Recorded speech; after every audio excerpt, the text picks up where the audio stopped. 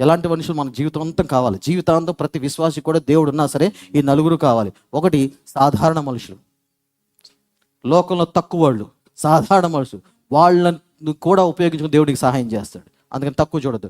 రెండోది ఏంటంటే అధికారులు. అధికారులు ఇప్పుడు ఎమ్మెల్యే, ఎంపీ అవ్వచ్చు, ఈ లోకంలో ఉన్న అధికారులు, వాళ్ళు అన్యులే అవ్వచ్చు, అయినా సరే వాళ్ళ అవసరం కూడా మనకి ఉంటుంది. మూడోది తలాంతులు, గిఫ్ట్లు. వాళ్ళు మంచోడు కాకపోవచ్చు, బుద్ధి మంచిది కాదు, కానీ వాళ్ళకి ఆ తలాంతు ఉంది, ఆ గిఫ్ట్ ఉంది, అది ఖచ్చితంగా మనకు కావాల్సిందే. ఉదాహరణకి చెప్తున్నా, మీ పేటలో ఒక ఎలక్ట్రీషియన్ ఉన్నాడు, కరెంట్ పని చేసే వ్యక్తి ఉన్నాడు అనుకుందాం. ఒక్కడే ఉన్నాడు, నీ కరెంటు పోయింది, లైన్లు పోయినాయి, వైర్లు దిగిపోయినాయి ఇంట్లో, సరేనా?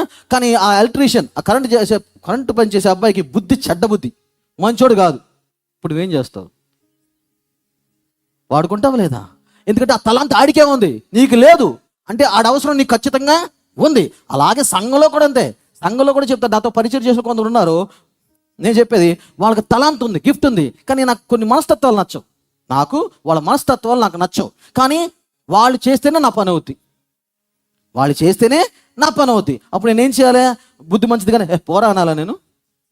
నో, చక్కగా ఉంచుకోవాలి, మంచిగా ఉంచుకోవాలి, అంతవరకే. వాళ్ళు నా హృదయాన్ని పంచుకోరు, నేను వాళ్ళకి సహవాసం చేయను వాళ్ళతో. కానీ వాళ్ళని ఎలక్ట్రీషియన్ ఎలా అయితే మీరు వాడుకుంటారో, వస్తాడు, పని చేస్తాడు, బాయ్ చెప్తారు, ఆడితో కూర్చొని కబుర్లు చెప్పరు. ఎందుకంటే బుద్ధి మంచిది కాదు, మనస్తత్వం మంచిది కాదు, కాబట్టి ఆడుకున్న తలాంతిని, వరాన్ని, ఆ కరెంటు పని చేసే పని మీరు వాడుకుని ఆయన పంపించేస్తారు. అలాగే సంఘంలో కూడా అలాంటి వాళ్ళు ఉంటారు, వాళ్ళకి గిఫ్ట్ ఉంది, తలాంత్ ఉంది, కానీ మనస్తత్వం సరిగ్గా లేవు.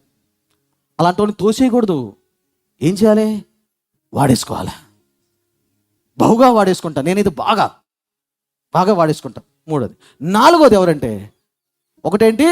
సాధారణ మనుషులు, నాకే కాదు మీకు కూడా కావాలి. 2, అధికారులు. 3, తలాంతు ఉన్నోళ్ళు, బుద్ధి మంచిది కాకపోయినా పర్లేదు, ఖచ్చితంగా కావాల్సింది. 4వది ఎవరంటే, నీ హృదయాన్ని అర్థం చేసుకునేవాళ్ళు, నీతో జత కట్టేవాళ్ళు, నీకోసం ప్రాణం ఇచ్చేవాళ్ళు, నువ్వేదంటే అనేవాళ్ళు. వీళ్ళు డబ్బు లేకపోవచ్చు, కులం లేకపోవచ్చు, తలాంతులు కూడా లేకపోవచ్చు వీళ్ళకి, కానీ నీ మనసును అర్థం చేసుకుని, నీ హృదయాన్ని అర్థం చేసుకుని బతికేవాళ్ళు అనమాట వీళ్ళు. రీసెంట్గా ఒక సంఘటన జరిగింది. మన చర్చ్లో ఒకరికి ఏంటంటే, ఎవరో నాకు కొన్ని కబుర్లు చెప్పారు. కబుర్లు కాదు, కొన్ని మాటలు వచ్చినాయి నాకు. ఒక వ్యక్తి మీద కొన్ని మాటలు వచ్చినాయి. వస్తే వాళ్ళకి నేను ఫోన్ చేసేసి నేను చెప్పాను, నాకు తత్వం ఏంటంటే, ఒక వ్యక్తి గురించి ఎవరైనా నాకు చెప్తే నేను దాన్ని కూర్చొని ఆలోచించను. ఏం చేస్తానంటే, వెళ్ళి ఆ వ్యక్తిని అడిగేస్తాను డైరెక్ట్గా.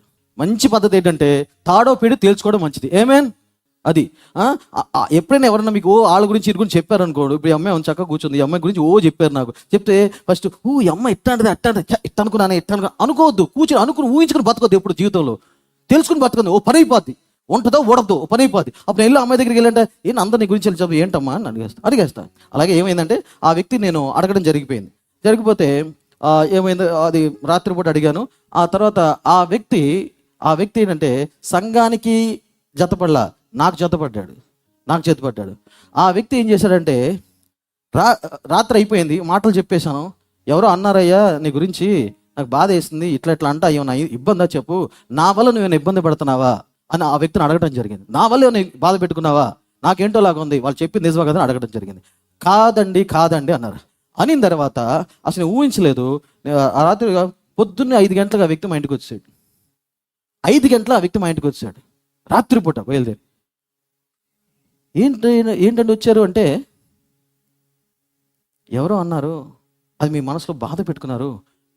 ఏమంటే, మీరు బాధపడతా నాకు ఇష్టం లేదు, నాకు భయం వేస్తుంది మీరు బాధపడితే. వద్దు, మీరు బాధపడుతున్నారని మీకు వివరణ ఇద్దామని వచ్చానండి అన్నాడు. 5 గంటలకు వచ్చాడు, నేను లెగల.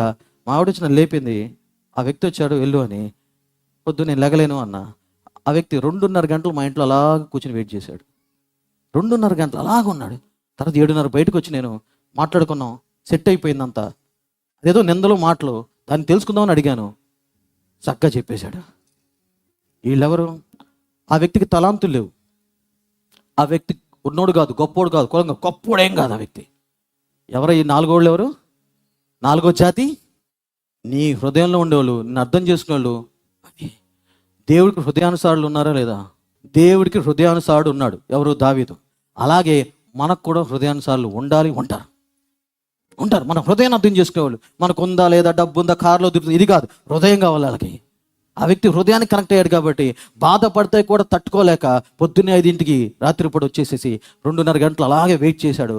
మీరు బాధపడుతున్నారు, నేను ఉండలేకపోతున్నాను, నాకు నిద్ర పట్టలేదు, అందుకనే తేల్చుకుందామని. నేనంటున్నా తేల్చుకుందామని రాలా, బాధపడుతున్నాని చెప్దాము ఇలా వద్దని వచ్చాడు. ఇది 4వ జాతి, 4వ రకమైన మనుషులు. ఈ 4 రకమైన మనుషులు మన జీవితంలో ఎప్పుడు మనకు కావాల్సిందే.